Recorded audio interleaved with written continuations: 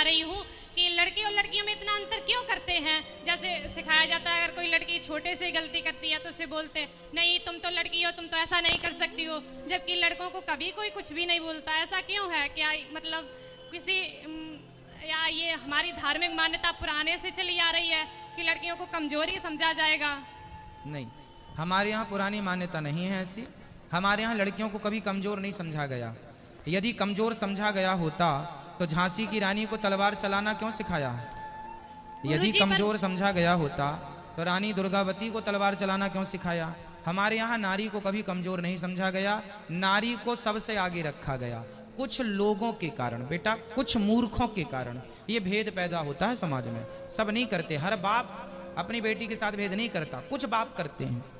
हर माँ अपनी बेटी के साथ भेद नहीं करती, पर कुछ माँ करती हैं।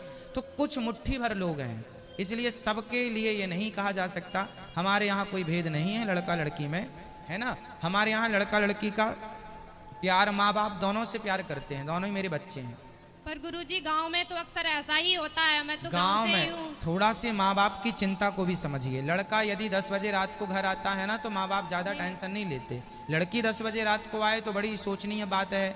क्यों जानते हैं? कारण ये है ना कि समाज ठीक नहीं है। आज लोगों की सोच अच्छी नहीं है।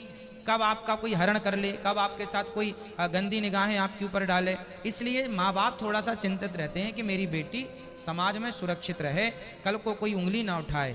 लड़के पर 1000 उंगली उठ जाती हैं तो कोई बात नहीं होता, पर लड़की पर 1 उंगली उठ जाने से 1000 बातें होती हैं।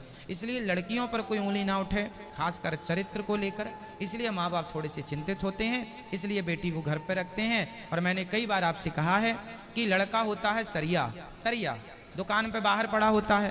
लड़की होती है हीरा, इसलिए उसे दुकान के अंदर रखा, हीरा को अंदर रखा जाता है, सरिया को बाहर। लड़का यदि बिगड़ेगा तो कीमत कितनी कम होगी, जंग लगेगा लोहे में तो कितना कम बिकेगा, 2-4 रुपए कम बिकेगा और क्या होगा। पर यदि हीरा टूट गया तो फिर वो 1 रुपए का नहीं बिकेगा। तो लड़की दोनों कुलों को तारने का हीरा है, लड़का तो सरिया है, बाहर भी पड़ा रहेगा।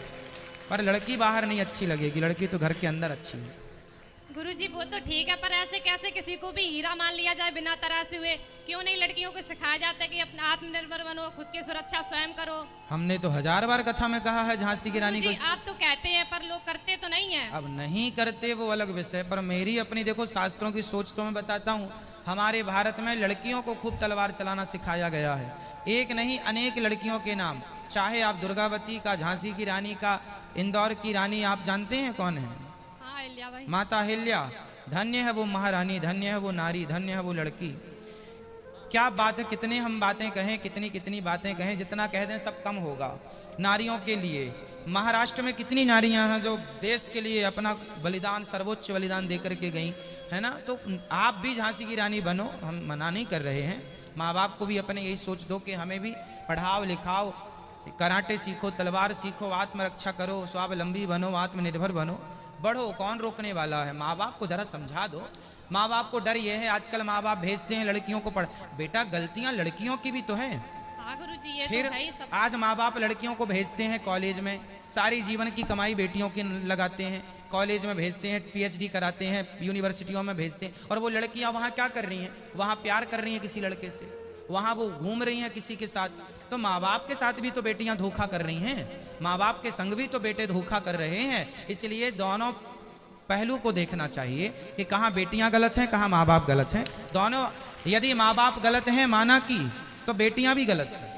बेटियां क्यों अपने माँ बाप का, आज आपके माँ बाप ने आपको पढ़ाने के लिए बड़े शहर भेज दिया, लड़की को पता चला, माँ बाप को पता चला लड़की ने तो, मेरी छोरी ने तो किसी लड़के से विवाह कर लिया, कोर्ट मैरिज कर लिया, तो आपने अपने माँ बाप की इजाजत के बिना, बताए बिना कोर्ट मैरिज, लव मैरिज कर लिया। तो क्या ये आपने अपने माँ बाप को धोखा नहीं दिया? गुरुजी ये तो गलत है, मैं हाँ, इसका सपोर्ट बिल्कुल भी नहीं करूंगी कभी भी। तो इसके कारण बेटा समाज में ये बर्बरता कर रही हैं बेटियां अपने माँ बाप के साथ, इसलिए माँ बाप डर गए।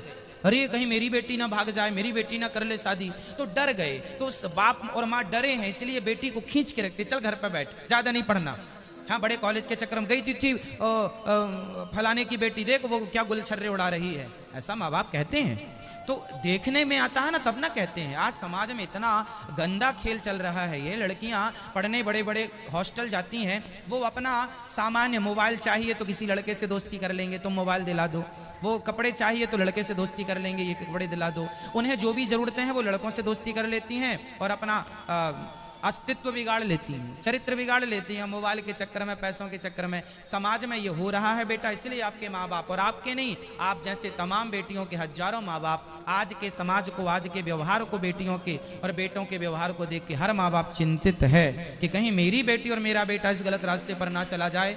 इसलिए बाकी आप सही हैं अपनी जगह, थोड़ा सा माँ बाप को समझा दो, आप ये विश्वास दिला दो कि माँ बाप को कि माँ बाप मैं कभी संकल्प देता हूँ, देती हूँ, वचन देती हूँ, मैं कभी गलत रास्ता नहीं अपनाऊंगी। आप वचन दे दो तो आपके माँ बाप आपको आजाद कर दें, लेकिन उस वचन को तोड़ना मत, धोखा मत देना।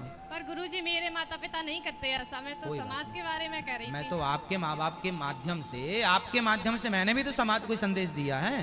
गुरुजी मेरा एक और प्रश्न है आपसे कि अगर हम सफल होना चाहें तो किस रास्ते को अपनाएं? एकाग्रता, सबसे पहला एकाग्र चित्त से पहले ये सेट कर लीजिए आपको जाना कहाँ है, और बिना यहाँ वहाँ देखे सीधा अपने गंतव्य की ओर, लक्ष्य की ओर, अपने गोल की ओर बढ़ते चलिए, तब तक चलिए। राम काज कीन्हे बिनु मोहि कहाँ विश्राम। हनुमान जी जब लंका गए तो मैनाक ने कहा कि थोड़ा विश्राम कर लो, थक गए होंगे। हनुमान जी ने कहा जब तक कार्य पूरा नहीं कर लेता तब तक विश्राम नहीं करूंगा। तो जीवन में जब तक अपने लक्ष्य की प्राप्ति ना कर लो तब तक विश्राम ना हो, ये है जीवन में सक्सेस होने का मूल मंत्र। चल पड़ो अपने रास्ते के लिए, ठीक है? ठीक है गुरुजी, राधे राधे। आजकल तो लड़कियां भी बिजनेस कर रही हैं, व्यापार कर रही हैं, खूब तरक्की कर रही हैं, आप भी करो। यहाँ ले आना बेटा, बेटा भैया के बाद मैया को देना माइक।